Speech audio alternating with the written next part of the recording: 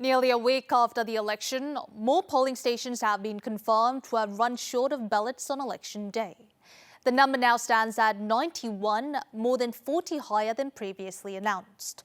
At least 2 polling stations were found to have prepared even fewer ballots than the NEC's own guideline of 50% of registered voters. Even after 6 p.m, when voting was supposed to have ended, people still stand in a long line outside the polling station. They were waiting to cast their votes because there were not enough printed ballots. The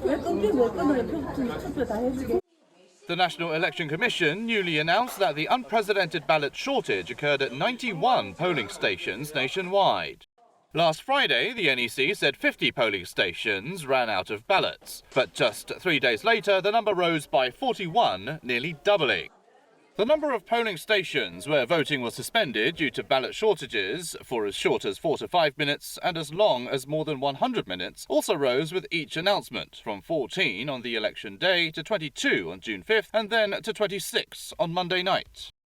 The reason for the ballot shortage is seen as the decision to lower the minimum printing guideline to 50% of registered voters, and it has emerged that some polling stations failed to even meet that standard.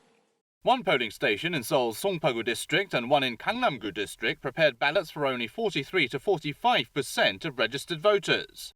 They were short by about 300 to 400 ballots. But the NEC was unaware of the situation. It says the number of ballots to be printed was based on the number of registered voters as of the end of last year, but since the election was held 6 months later, changes in the population were not reflected.